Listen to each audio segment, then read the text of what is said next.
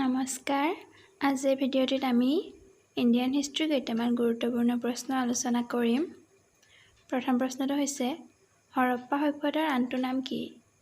ইয়াৰে শুদ্ধ উত্তৰটো হৈছে সিন্ধু উপত্যকাৰ সভ্যতা। ভাৰতৰ কোন ঠাইক ভূস্বৰ্গ বুলি কোৱা হয়? ভাৰতৰ কাশ্মীৰক ভূস্বৰ্গ বুলি কোৱা হয়। ভাৰতৰ প্ৰাচীনতম বিশ্ববিদ্যালয়খনৰ নাম কি?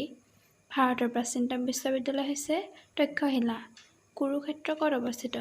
কুৰুক্ষেত্ৰ বৰ্তমান পঞ্জাৱ ৰাজ্যত অৱস্থিত। সাৰনাথৰ স্তম্ভ কোনে সজাইছিল?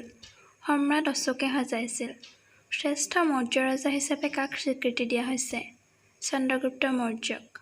চাণক্যই প্ৰণয়ন কৰা বিখ্যাত গ্ৰন্থখনৰ নাম কি? চাণক্যই প্ৰণয়ন কৰা বিখ্যাত গ্ৰন্থখন হৈছে অৰ্থশাস্ত্ৰ। চন্দ্ৰগুপ্তৰ ৰাজসভা ভ্ৰমণ কৰা গ্ৰীক ৰাষ্ট্ৰদূতজনৰ নাম কি? মেগাস্থেনিছ। ভাৰতৰ প্ৰাচীনতম ৰাজবংশটো কি? ভাৰতৰ প্ৰাচীনতম ৰাজবংশটো হৈছে মৌৰ্য বংশ। ভাৰতৰ নেপোলিয়ন বুলি কাক কোৱা হয়? ভাৰতৰ নেপোলিয়ন বুলি সমুদ্ৰগুপ্তক কোৱা হয়।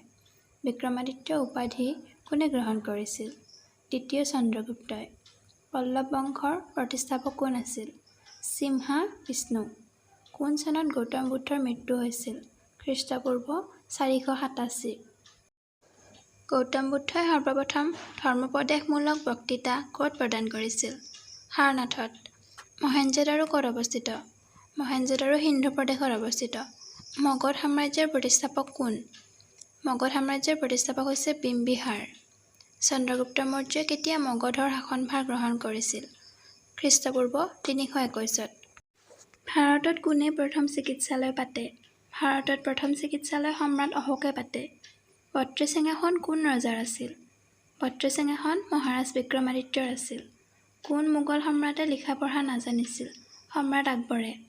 কোন বিদেশীয়ে সৰ্বপ্ৰথম ভাৰত আক্ৰমণ কৰিছিল? মহাবীৰ আলেকজেণ্ডাৰে।